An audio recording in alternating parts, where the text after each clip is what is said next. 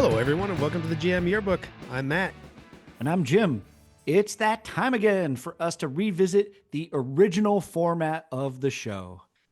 2024 has come to a close, and we're going to wrap up the year and talk about the good, the bad, and reveal the 5 songs that Jim and I are each going to add from 2024 to our massive playlist covering 7 decades of music. That's right. It's time for a good old-fashioned Jam Yearbook episode. Throwback time, people. We will also reveal the 5 songs from the audience poll, and those will be added to the playlist. We should warn you, this is not a judgment-free zone. But we respect the playlist is a collaboration of ourselves and the listeners. It has over 1,000 songs on it. If you don't like a song on the playlist, just skip to the next one. We promise there is music there for you. Before we reveal anything, though, we're going to have our annual visit from the Reaper. Hey, he didn't go away. Death never dies, right? We lost some legends in 2024, so before we move on, we want to show our respect. Yeah, and we're not going to go on about this the way we did in the previous episode because we actually brought a lot of these people up in this past year doing the other episodes we were doing. So we're just going to run through it quickly. This year we lost Toby Keith, Mojo Nixon, Dwayne Eddy, Tito, get me a tissue, Jackson. Just one last time, Tito. Thank you for that joke. Chris Christopherson, Phil Lesh, and Quincy Jones. And Deaths in Hair brought to you by Aquanet because the ozone won't wreck itself, folks. Jack Russell from Great White passed away. The original vocalist from Iron Maiden, Paul Di'Anno, he was on the first 2 albums. And James Kodak, drummer for quite a few bands. He kind of came into bands as they were a little bit past their prime, but he was right there at the beginning with Kingdom Come. And for me, most importantly, he took over for Herman Rarebell from the Scorpions. So I see you're fitting hair metal in at any angle you can now, Matt. Why not, right? I can't be the only one that wants a little 80s hair news. And let's face it, being in 2025, it's mostly going to be sad. There'll probably be recapped right in the beginning of the show, just like this. So do you want to just jump right into the Grateful Dead live album collection? I know you're probably just dying to talk about it. I actually don't know what you're talking about. Oh, wow. This would have been a better joke if you were informed then. Did they release something? Yeah, it was like 4, maybe 6 live concerts all in April of 78. Yeah, it's okay. You need to realize, Matt, that I live in the UK now, and there is no market for the Grateful Dead in the UK. They played here 6 times over 30 years. And just to show you how jam music is really kind of non-existent here, Phish has only played 5 times over the course of their career. You know, Phish tried to play Glastonbury, but they got put into like a set time at Glastonbury at the festival. Oh, really? And I guess it's so bad you can't find any audio out there of it. Really? And the people who do review it on the Phish pages talk about how terrible it is because there's no jamming. They go through like 10 or 11 songs in an hour-long period that they were given on the stage. That sounds perfect, actually. Yeah, it's probably better. But Matt, when it comes to that Grateful Dead album, you just go ahead, you consume a few edibles, and you throw that bad boy box set on. And I'll sit back and wait for your 20-page dissertation. I'll sum it in 2 words. Or no. I don't think I could hold myself to 2 words. I will never listen to this. That's fine. But if people do listen regularly, we've gone through a few changes this year. We started the year reviewing every new month, but we missed the nostalgia of celebrating music we grew up with. I think we were right too. We seemed to quit the monthly updates at the right time because the earlier part of this year was so much better than the last half. Mm-hmm. And I personally found a lot of new music in that first half that I still listen to now. I really surprised myself. How about you, Jim? What do you have to say about it? Well, I did spend the entire year checking out new music every week just the same, but there's no doubt that the first half of the year was a lot stronger. In January, it kicked right off with the Black Crowes. They had a great comeback album, and then Pearl Jam released probably their most accessible album in the past couple of decades. Beyonce released a country album. Oh, no, wait. She just called the country album, but don't let me rant about that again because we only have so much time. Cowboy Carter. Yeah, the Black Crowes were a good surprise, but it's kind of like it was quick. It was over. There's just so much out there. It's hard for especially rock to take a hold. Hmm. And I could come back in a couple years and be in complete conflict with what I said, right? Uh, I love when a song or album endears itself to me right away. When I keep hitting repeat on a song or a whole album, you let it repeat over and over. I really do get a rush off it. For me, albums have kind of turned into good books in a way. I can listen to it, I enjoy it, and I can recommend it to others. But 99% of the time, it's going to be put on a shelf to gather dust for the rest of my days because I don't have enough time. We've spoken about our friends out there who collect music, and I respect anybody who wants to collect anything. Go ahead, have a good time. But if you have more music in your collection than you can listen to in the minutes of your life, I don't understand the point of it. It's a weird thing. You collect music. You've got a lot of stuff there. And I guess there's a value in the stuff we used to listen to that I still want to go back and listen to stuff I enjoyed, but the older I get, it's harder for me to say, hey, I really loved this album in 2021 and I want to go back and listen to it now because I forgot about it. It doesn't hit me the same way, Mm. or it's just, and half of these albums to us now at our age are just kind of, prequel or sequel albums to the original of the style of music that we were listening to 30 years ago. Yeah, it's in sometimes new music can be, and it's probably like this for everybody when they get to a certain age. It can be a little bit of a revolving door, kind of in it one ear, out the other, especially when you're kind of in this business that we're doing of reviewing things, right?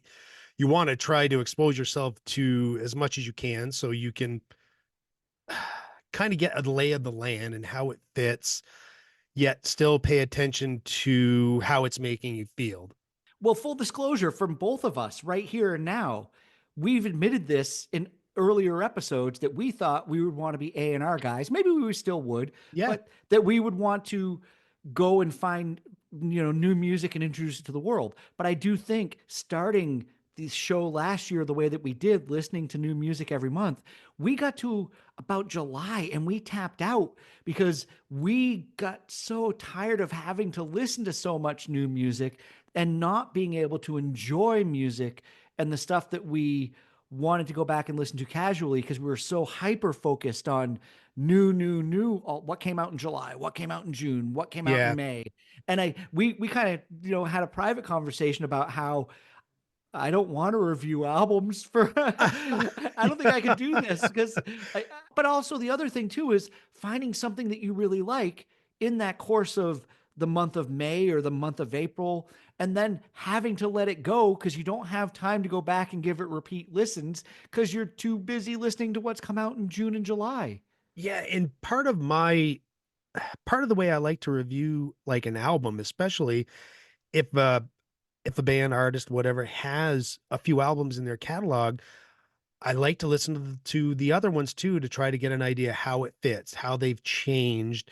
Um, Whether I bring it to a review or not, Mhm. sometimes it's just for my own personal headspace as to try to try to figure out how I feel, why I feel about that. And sometimes with the older music, I've really gone through a big sea change in how I collect music.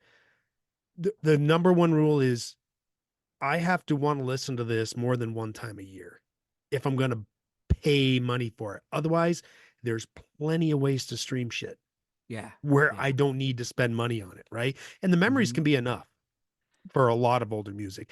It's awful when you hear songs you used to love and they don't hold up or you've outgrown them. You know, they meant something to you at the Mhm. time. Yep. And for one that they could bring up a memory or something that you don't want to revisit. Or sometimes you can, I can't believe I ever thought that way about something.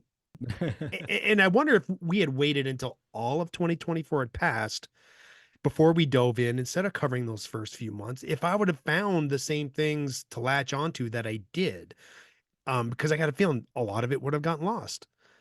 More times than not, when I'm actively trying to find music, you kind of hit on that. I feel like I'm kind of like I'm settling. I'm trying to take too much in, Hmm. and I'm giving like a quick judgment where I just need to let something soak, or and not talk myself into liking something based on some, oh, I remember this band from whatever. I have to let music sit and revisit it to see if I still get the same bump. Yeah, there's a lot of times that I'm definitely guilty of my uh, initial judgment because I can be like, well, that's okay. But okay doesn't necessarily mean that it's going to stick with me for a long time. Yeah. Okay isn't going to give me goosebumps. It's not going to make me, really a massive fan. But I would, hey, okay, I need 5 songs this month that are new, and that one's okay. So I'm going to throw it on the list. But Yeah. but then again, I have to admit, I've had stuff grow on me. I'm going to talk about a song later on in the show we'll have a laugh about that initially I don't think I like. So sometimes I just think I'm going to have to accept the fact that I'm going to miss out. Yeah, and some of my favorite new finds are what auto plays after something I intentionally listened to. Yeah, definitely. I can't, and this really feels like uh, I think I kind of hear it from you, experience a little bit of personal growth in allowing yourself the grace to understand when you really like something, Hmm. or when it's time to let something go, when you got to let something set, revisit it. There was an album I found from Chris Farron, Doom Singer, right? And I Yep. thought for sure, because it auto played after a song I'm going to put on in my five, and I'm like, oh, this is really awesome. And I I must have listened to that album for an hour straight, and come to find out it was in 2023. I'm like, "Ah," and I never even heard of it in And you missed it. 2023 Yeah, because you yeah. lose the forest through the trees. Hmm. So, Yep. but I'm not a real big guy on New Year's resolutions, New Year's set myself up for failure kind of things. But I think I'm just gonna allow stuff to come to me, Okay. let that autoplay take over a little bit and see what it brings. There's enough bullshit in my search history where the algorithm's gonna give me something good once in a while. Well, let's talk about the music then. All right. This was a new find for me because it kind of came out at the end of the year, but I really love the Dwight Yoakam album, Brighter Days. I think you can throw around some mean comments about country music on any given day, but never about Dwight Yoakam. Usually, if I listen to a legacy artist like this, if I'm impressed, it's mostly because, oh, good for you, you're still doing it, And I kind of find some appreciation, like when Ringo Starr puts out something, it's endearing, right? Hey, Yeah, yeah. the old A plus for effort, but not here. Hmm. Brighter Days is a damn fine record, and he took 8 years off from his last one, which was a bluegrass ditty. I still haven't quite forgiven him for the Purple Rain cover, but it's still Dwight. It's still Dwight Yoakam. Love him. And it actually sounds like he's lost some of his twang from on a few of these songs. Bound Away, California Sky. They really made me wish he would have done something with Tom Petty. They have that Full Moon Fever Petty vibe. I think they would have done something really great together. Yeah, after you brought this album up, I did give it a quick listen today, just before the show while I was working, and I did enjoy it. It's really good, and you're right, it does lose some of the twang. And I like that your analogy of the old A for effort. Yeah. It's like having a granddad who can come out on the court and still shoot a 3-pointer, and that's great. He can do that, but play 20 minutes with us and then Yeah. see how. Yeah. Uh, yeah, no, it's a good album, and it's cool to see that Dwight is able to produce music like this at this point in his career. It's he's had a great long career, and he's one of those guys who I think we've both kind of always made an exception for in country music, regardless of the opinions that we're going to give one way or the other about it. And I think it's the Bakersfield sound. It's a little bit more of an acceptable country sound than like that really polished Nashville offerings that are kind of like maybe more stereotypical. Hmm. It's more of that Merle Haggard vibe than. Yeah, I get that. I get that. You talked about your autoplays, and who would have guessed that Spotify was correct? Every week I open up my release radar on a Friday, hoping to find something new that I'm going to love. And 99% of the time, the playlist is a complete flop. Nothing. that I'm really gonna latch onto and listen. So I Facts. opened up, yeah. So I opened it up one afternoon and I see an album underneath the headline recommended listening or, something like that. I throw it on. I'm doing some tile work in the bathroom and the album's called Bruises by Total Tommy.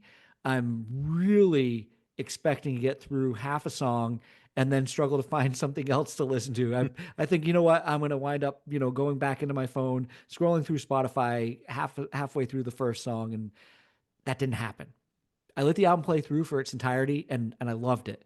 Total Tommy is an Australian artist who is, in my opinion, created one of the best new kind of indie grunge albums I've heard in a long time. In Total Tommy, it does go by they and them pronouns, but at the same time, it's a delicate, light, female sounding voice, and I like how these voices are bringing us that classic grunge sound more so than anybody out there making rock music. I love that it borrows from grunge, but it's not ripping anything off, and that has some striking creativity in the songwriting. So my recommendation is going to be go look for Bruises by Total Tommy. It's one of my favorite albums of 2024. I was surprised to see this in the notes because it was again another late in the year release, but I found it literally like 2 days ago, and I'm like, oh, there's no way I can bring this to Jim and like digest it and talk about it. And then come on, I find it in the notes. I'm like, well, this is a little bit of alignment here because I had no idea you would have checked it out. And this fits in with your love of Biba Doobie. It's a laid back vocal delivery.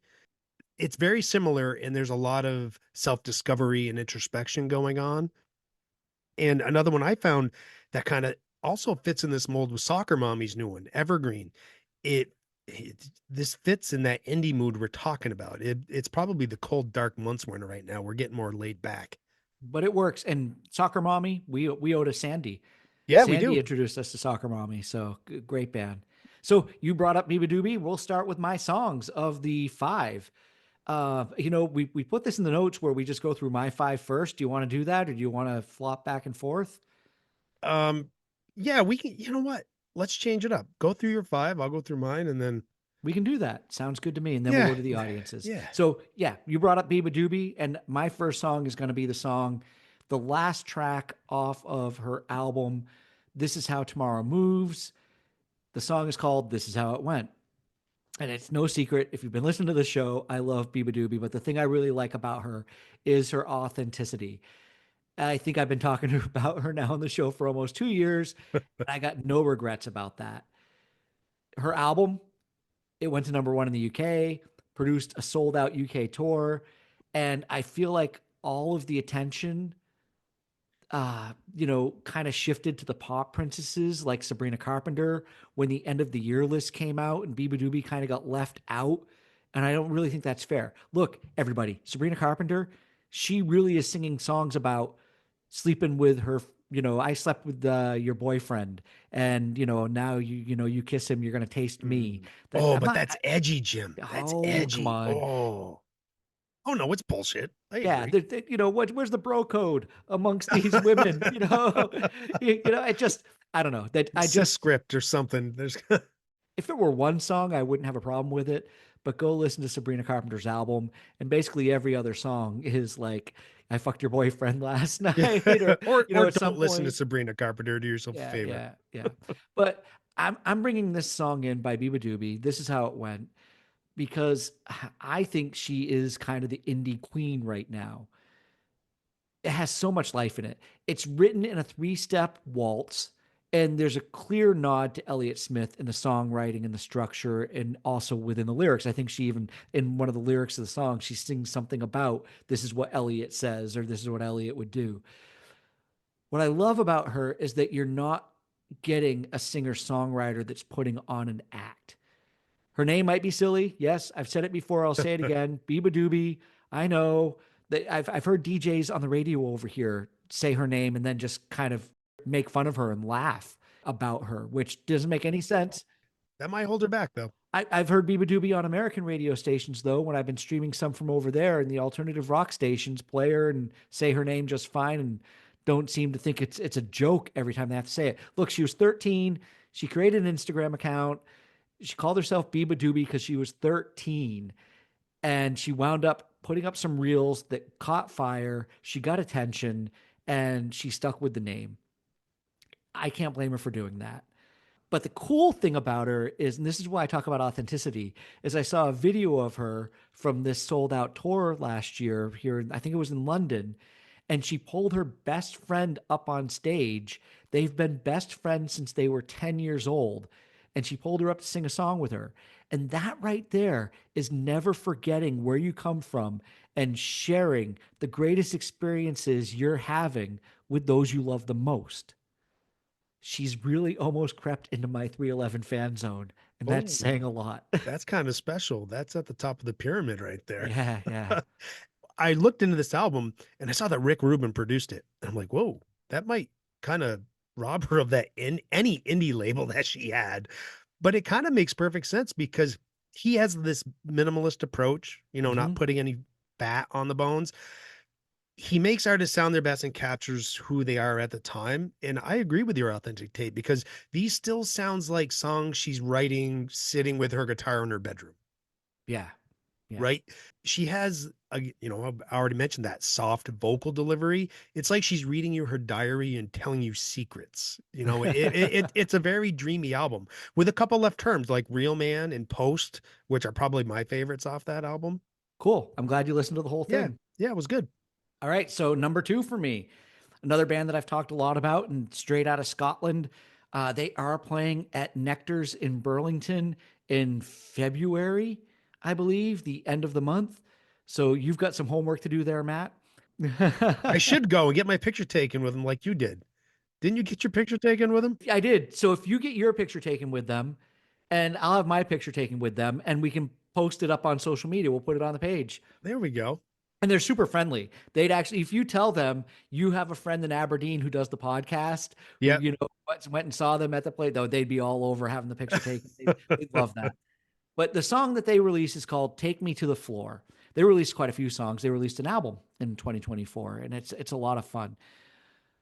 But as much as I feel like I've talked a lot about them, have I really talked enough about them? Nah, not at all. This song crossed over and went to a different place, and it still won me over. Up until "Take Me to the Floor," I'd always respected their vocals as a cross between funk with a little jazz scat and a few James Brown callouts. The vocal on this harkens back to the better days of the Red Hot Chili Peppers without knocking them off. There's a great syncopation between the cadence of the vocal and the bass line that tear right up the middle of the song. And then they close it with a jam that it's reminiscent of the ending of Freebird without stepping on the toes of Freebird. I hear what you mean there. Yeah.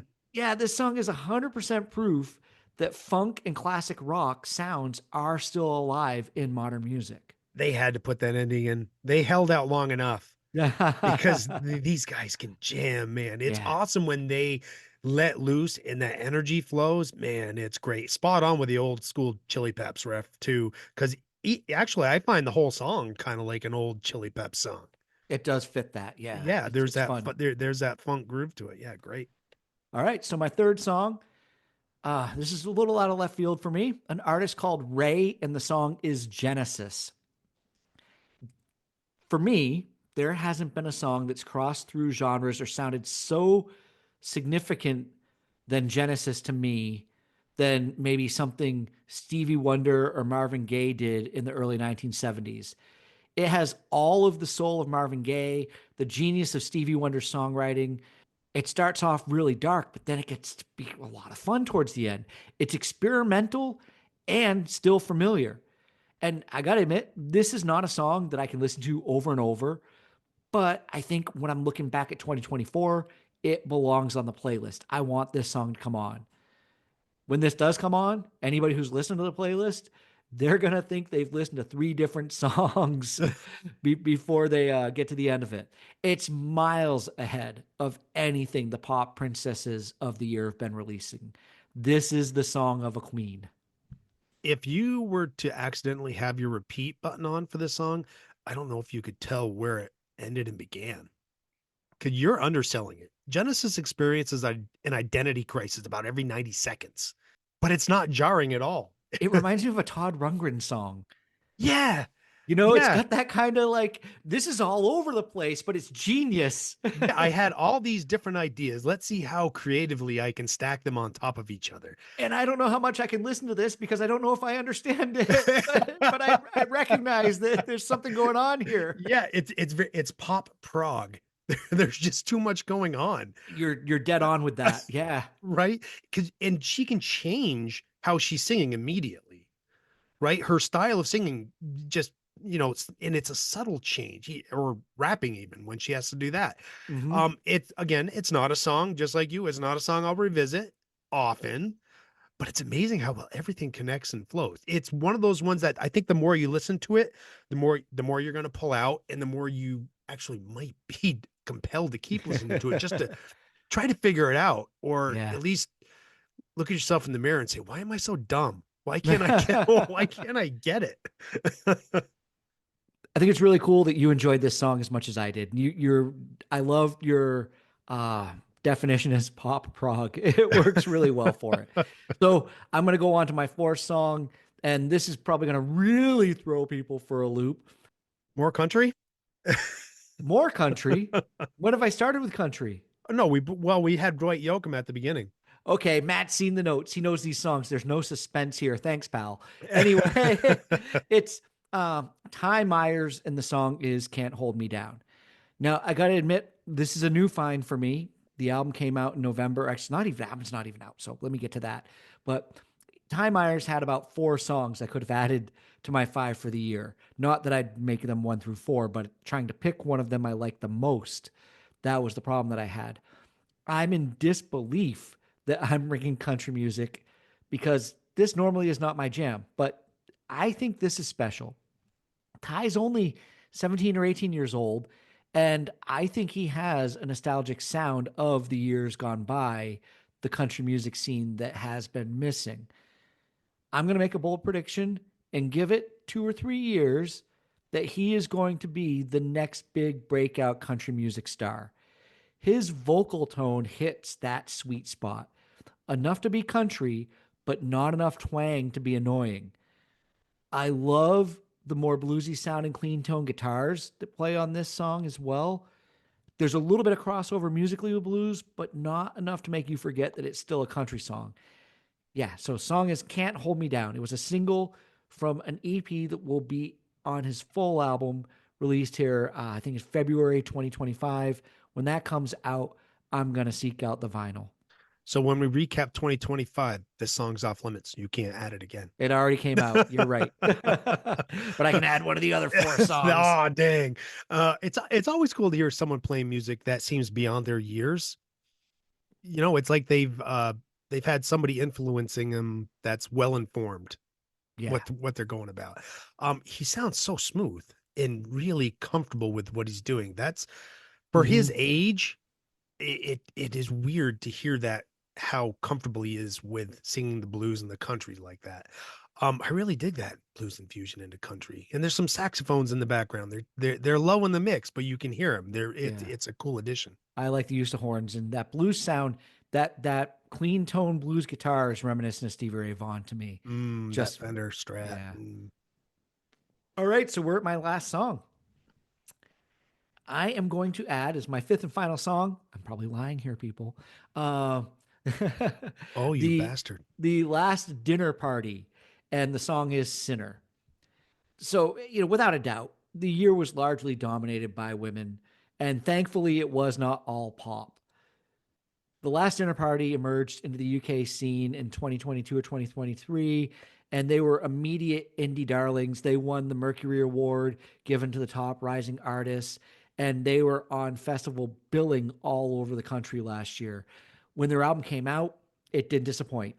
It's part Bowie, part Lana Del Rey, and there's probably even a little Roxy music that they throw in there. But what they create is accessible avant-garde. That's what Bowie was great at. Accessible avant-garde.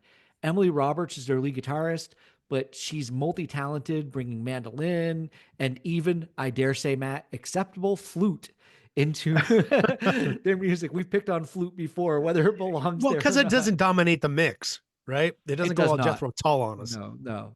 The performances are comparable to art rock with flares for the dramatic, and the song Sinner is dramatic. Its lyrics could be kind of considered vulgar. There's no swearing in it, but just the subject matter of it. Mhm. But they're just simply real. We often talk about how artists put out their best material on the first couple of albums, and this album was so good. I do think it's going to be a challenge for them to beat that sophomore slump.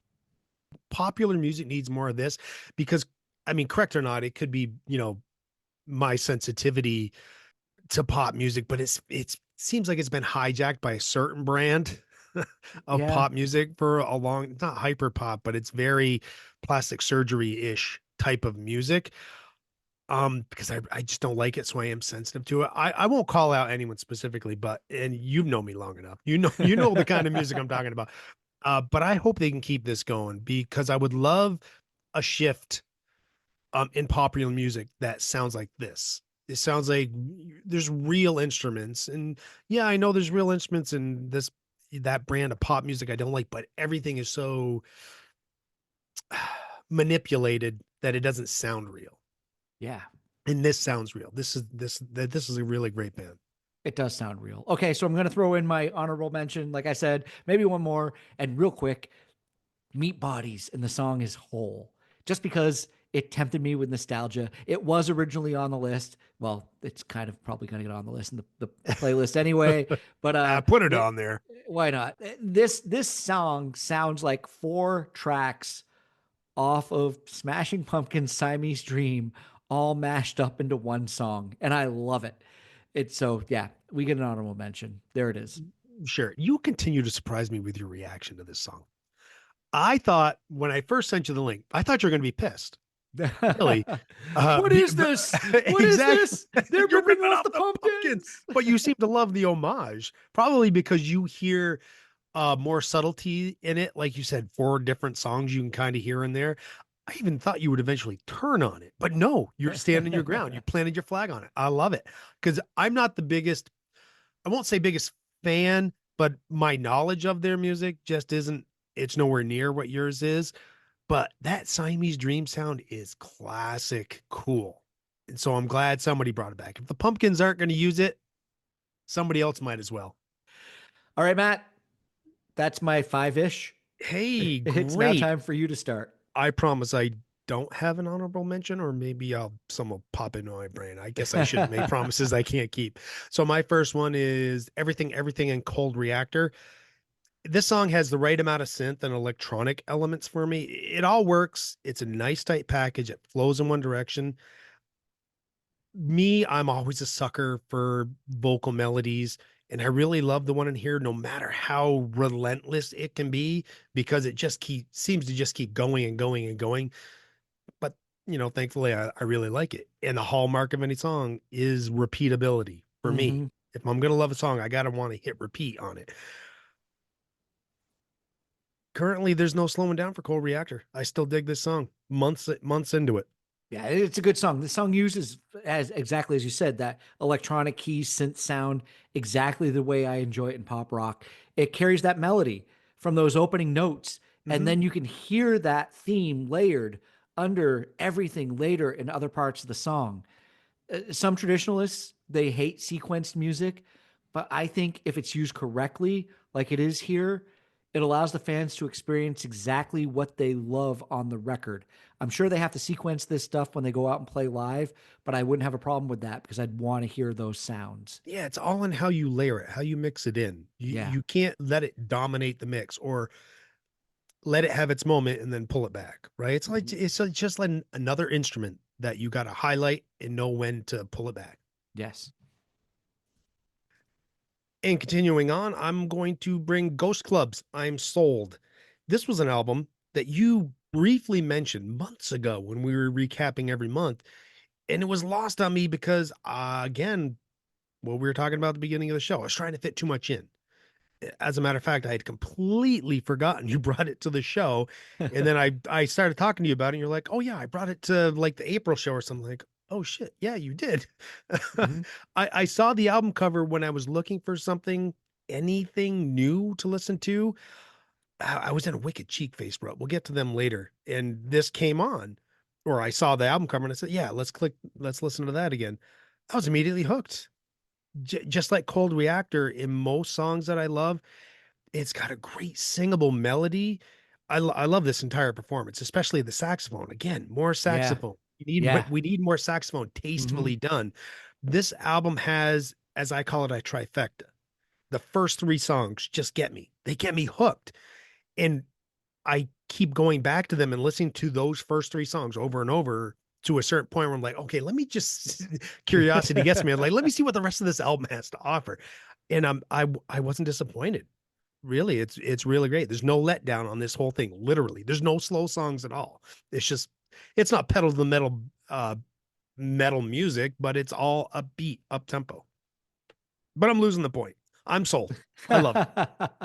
I'm glad I introduced you to Ghost Club. They're a band I literally found off Reddit because I think it was might have even been the front page of Reddit one day Oh, really? where they posted a music video and they just wanted people's opinions. What do you think of our music video? And Oh, they were dang. just a small time band, and they're still not that big, but I do No, know that. dude, they don't even have a Wikipedia page. Yeah, they do.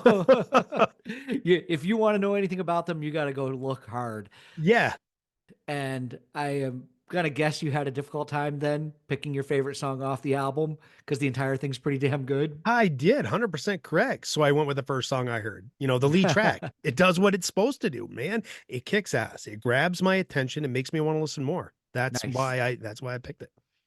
So I'm gonna let you know the next song that Matt's chosen. It's oh hey, this song. Okay, thanks for letting me know Yeah, this, you asshole. Like literally, literally this is on the 10 notes minutes today. because this is the song that I've been trying to find. And it was Okay. buried in my own playlist. I couldn't find it. I have my own personal mega playlist that's close to 1,000 songs, and I couldn't find it, and I couldn't remember the damn name of it. But and I finally found it because I went through iterations of different bands and finally found it. Another Skies, The Pain. Uh, I think her name's pronounced Katrin. She has such a unique voice, and that's what drew me in to this song. She can be, I don't know if delicate's the right word, but maybe there's a fragility there, yet it's powerful, right? It's that, yeah, I'm fragile, but don't mess with me kind of vibe. And the song just builds. It starts out with just the drums and a little bit of keyboard, but it keeps adding more layers and energy that reflects what the emotional journey the song takes you on. It's a really cool song. I dig it. I'm Yeah. glad I found it. I know I'm sorry it was a late Yeah. edition because I would have liked to have gotten your take on it. But when I finally found it, I was like, oh, I have to put it on. When I put this on the playlist, it better not suck. You know what? Your opinion's on you. It's not on me. Whatever. I have no opinion to share on this because I have no clue what you're talking about. Go listen to it. We'll have another Sky the Pain listening party at some point, maybe. All right, Matt. Your next song My then? next song. It's a collaboration between Idols and LCD Sound System Dancer. Short and sweet. Idols, they've been on a little bit of a journey with their albums. Their music's very in your face. They stripped it down in the previous album, and now they're kind of getting back into a little bit more of this attitude they have, and it's an attitude I can dig into. There's a punky swag to it. It's more uh boy, talk it's talk singing, but maybe it's like punk rap. There's no real vocal melody singing going on, but his delivery, it's got such a passion to it. There's a power there. Yeah, I got it. I got it. And I enjoyed listening to this album actually. And I do like it. There's a rawness to it that's Yeah. not been around in music in quite a long time. But as I was looking at the album when I was listening to it, how did we miss that Idols had a song called Hall and Oates this year? All our Hall and Oates jokes, and we never saw Yeah, that. and you think that because of the name of it, I want it to sound kind of like an H2O-ish era, No, but no, no. only because I could have brought LCD Sound System back in and pulled it off. That's true. But it's all about bro love, man. Yeah, it is. Yeah, it is. All right, what's next? Oh man, we're already at my last one, and I saved the best for last. I've mentioned him early in the show, Cheek Face. The song is popular too. This album, It's And not sorted. not this song is popular too. The song Yeah. is actually called Popular too. Yeah. Yep. Thanks for pointing that out because sometimes Yeah. I can probably ramble on a little bit faster than I need to, thinking everybody knows what I know. This song isn't popular at all, but maybe it will be It after the isn't. show. It is. I hope it is because this album, it's sorted. It is my favorite album of the year. I made that bold statement to you a couple months ago, and Yes. then as soon as I sent the text, I'm like, well, let's see if I regret that little bit of hyperbole later on down the road. But I do not. I got a quirk bone. It's right next to my funny bone, right here, Jim. And Cheek Face hits it every single time. That's not the bone I wanted to see. Hey, I have my clothes on, folks.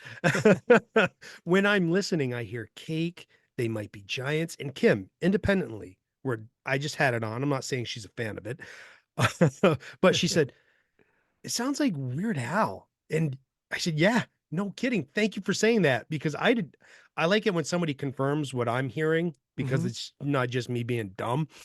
So I get all these nostalgia hits. There's a new wave fix, endearingly silly lyrics that when you actually pay attention to them, they really do say something. Damn tight rhythm section in catchy songs. If you crank this up on a stereo with a sub, those drums and bass hit hard. It's so cool. Plus, it's a concise, tight 10 songs in 30 minutes, right? I know I keep hammering on that, but it's really important to me.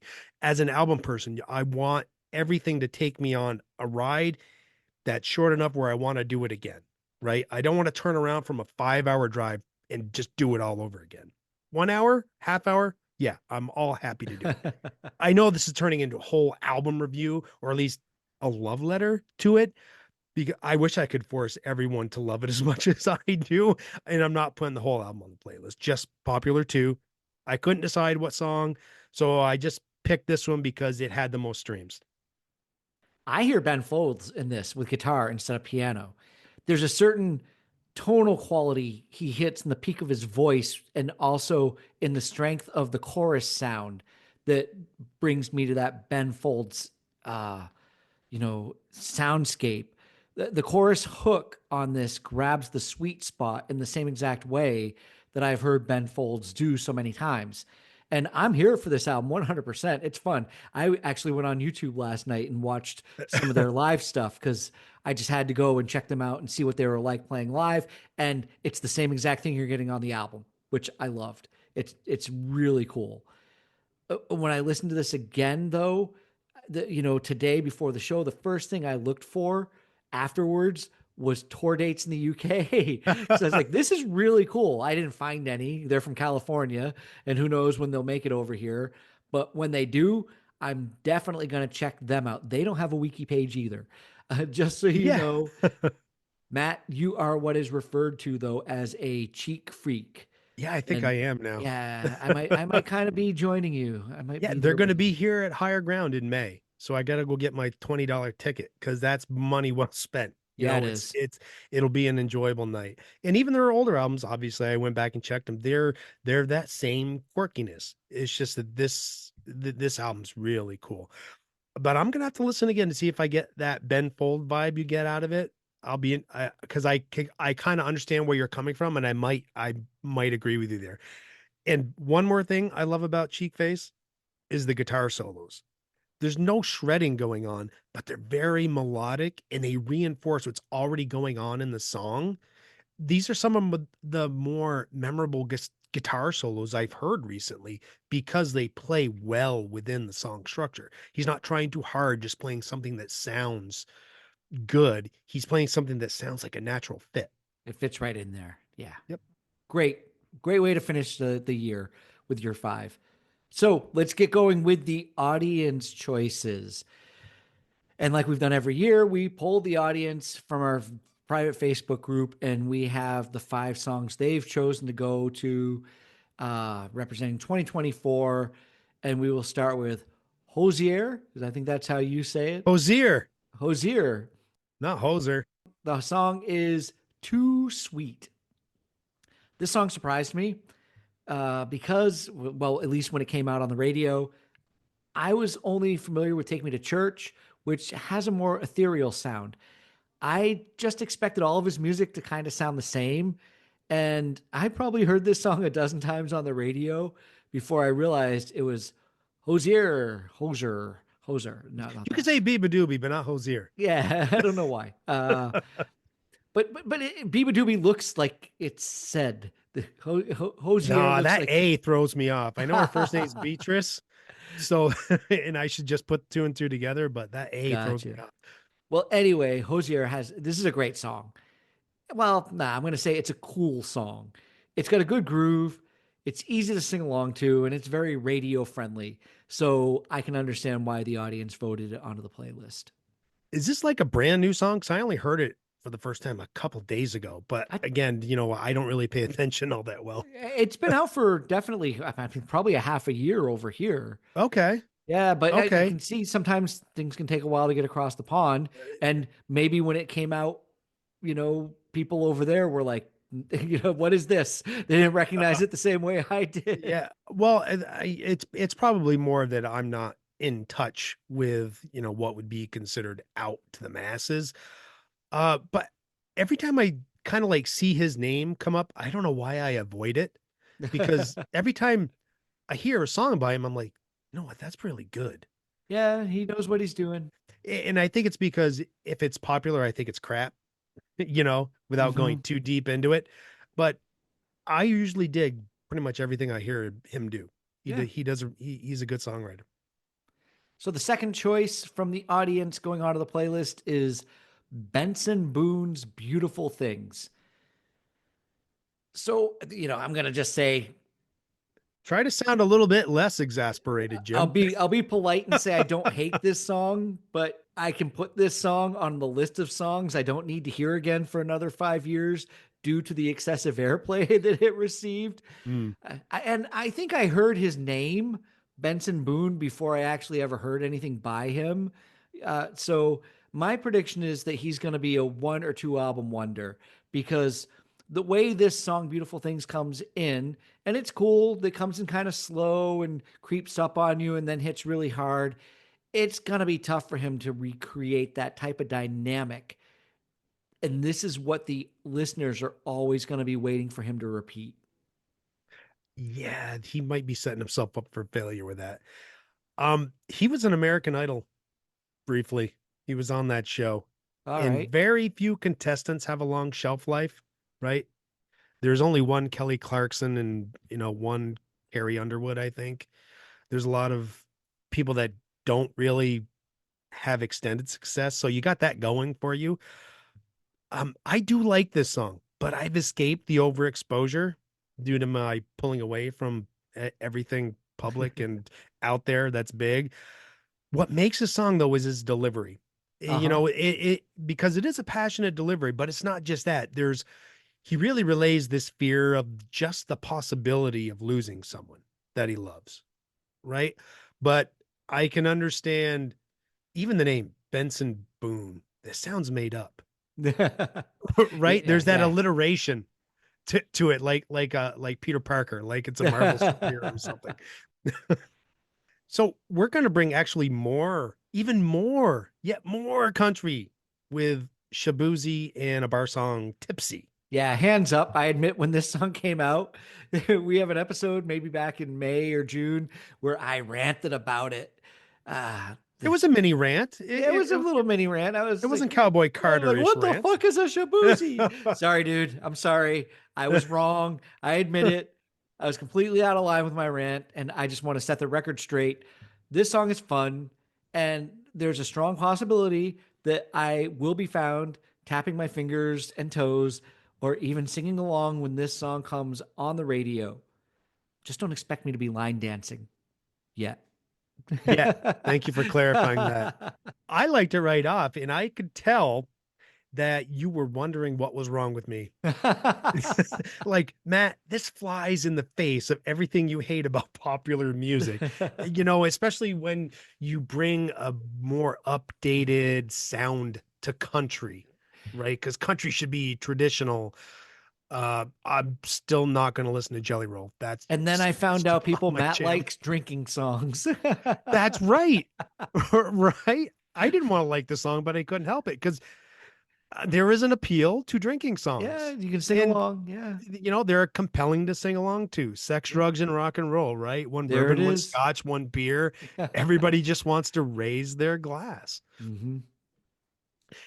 And then we have Fontaine's DC, Starburster. Yeah, in full disclosure, just so people know, we added this for our friend Shane because he gave it the song Soul Vote, and we like Shane. He's a cool guy. This song reminds me of early 90s electronica dance music that was on the scene just kind of before grunge broke. You had the Stereo MCs, EMF, Jesus Jones, and I had all of their uh, cassette tapes in my car. Oh, And you're old. but this would have fit right into the mix with them. I always enjoy a song that you can just nod your head to. You can just go along, nod your head to the beat, and this Yeah, song is perfect for that. it is. I had to give this one a few spins because it was new to me and I wanted to give it its just due because of Shane. There is an eerie tone to it that it's a little unsettling. And having those, and I have asthma, so those gasps that he puts in there, it kind of gave me a little bit of anxiety to work through because I found myself, where's my inhaler? But this kind of, I listened back to back with this and Idols, and they kind of, I can see how they can kind of fit together, Yeah. on a playlist if you're making that kind of music. Yeah. Because there is a talk singing rap kind of quality to it. This song has really been growing on me ever since I started listening to it. I like it. Yeah. Oh boy, here we go, Matt. Say Yeah, it. I almost don't want to because Come on. people are gonna make fun of me, Jim. The Cure, and the song is Alone. Oh, did they cover the Heart song Alone? No, no, it's That would not that. You know better. Matt messaged me and told me he liked the new Cure song. damn it, not just the song, Jim. I dig this whole album. Settle down. I'm not having Yeah. a cure. I'm not having a cure moment. Jim was yelling so loud. I think he shut his microphone off there. I just happen to dig this record. It kind of just maybe it just hit me at the right time. You got to be in the right headspace for things to come at you. The songs on this whole album, they take a while to get going. They're really long intros. When you get more than a minute or a minute into a song and you still don't have the vocal, you run the risk of losing me, and not just me, a lot of people too. You gotta kind of get to the point. And you said this is a bit of a throwback album for them, so maybe this is the normal Cure thing. But I Mhm. found it a really good, almost compelling listen. I went back for seconds. What normally grates on me with the Cure is the over emoting that goes on into his singing, but it was either dialed back due to age, maybe you can't put that kind of oomph into it anymore, or they caught me on a good day. I think this album it has elements of their probably one of their pinnacle best albums, Disintegration, as if this was the next step for the band and not anything else they'd released over the past 30 plus years with a shift where they went to that dance electronica remix crap. They turned back to real music. And I love the intro to this song. It's long, moody, and it builds up to the moment Robert Smith starts to sing. It's old school. And I think fans of The Cure should be rejoicing over this album. I think they should. I think new fans should rejoice over this album. Yeah, It's they it's should. it's a really good. It's a really good. If you haven't listened to The Cure before or not really a big fan of them, this might be the one that hooks you in. This is it. And we got an honorable mention, and I'm just going to throw it out there because I forgot to put it on the poll. And it's not one of the five that the audience chose, but I do think if Pearl Jam's Wreckage had been added to the poll, it probably would have gotten voted on. It was a It, big song over the it would have been a past year. shoe in. I Yeah, it heard got a it lot. and I heard it everywhere on TV too, in Yeah, ads it, and it got a whatever. lot Yeah, of airplay. TV So shows. Yep. my bad for leaving that off. But for a good 3 to 4 months, you couldn't escape it on rock alternative radio. Yeah. We're more than 30 years into Pearl Jam, and I still can't understand most of the things he sings. He mumbles in my hearing's not that good. Um, but it's still the most compelling Pearl Jam album in years Yeah, it was for good. me. And I remember we had like this little listening unscheduled mini listening party going on here. We started an early morning chat, at least it was early morning for me, and we both happened to be listening to it at the same time. And you were only like a half a song or so ahead of me. And you kind of gave me a heads up as to what, what's coming, what Oh, yeah. what I'm in Yeah, for. yeah, Yeah. And yeah. it was weird how, I don't know whether it's because you mentioned it and it put the thought into my head already, but I'm like, oh yeah, he's right. Oh yeah, I hear that. I hear that. Yeah. And I'm just going to go on the record, people, to say this is not going on the playlist. And if it's on any of your playlists, turn this podcast off right now and please never listen to our show again. And it's the worst song of 2024, and it's Young Grace with Shania Twain, and the song is White Claw. If you think this song is cool because you like Shania Twain, you are doing Shania Twain a disservice. This song is nothing but a commercial for White Claw. And if you drink White Claw, I really hope it's only because you have nothing else within your reach for the next 48 to 72 hours. And it's the only liquid you're going to be able to put into your body, because there is no good excuse for drinking White Claw with everything else that's out there in this world that you can drink. So if you listen to the song White Claw by Young Grace and Shania Twain, shame on you. Wow, I thought you were going to say F you, but man, I'm getting a contact high off your hate right there. I never even knew who sang it. Oh my God. Isn't Shania supposed to be above crap like this? Yes. She should be, at least. She's like country royalty. She shouldn't be slumming it like this. I don't care if you're doing it for, oh, see, I'm still young and funny and hip. No, Shania, you're better than this. And to be honest, when I first heard it, thanks for sharing, by the way, my life would have been just fine without ever having heard of this.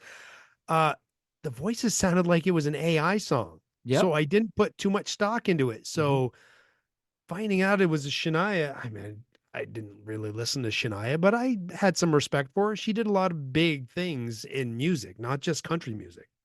So yeah, screw White Claw. All right. So as we go into 2025, new year, new format, because this is what we like to do, change things up. And what are we going to do in 2025, Matt, for the other alternate shows from our album anniversaries? You know what? We really enjoyed digging into genres. So that's what we're going to dive back into. We like taking on that kind of subject material. Yeah, we are. And the first episode that we are going to bring to you is going to be all about emo.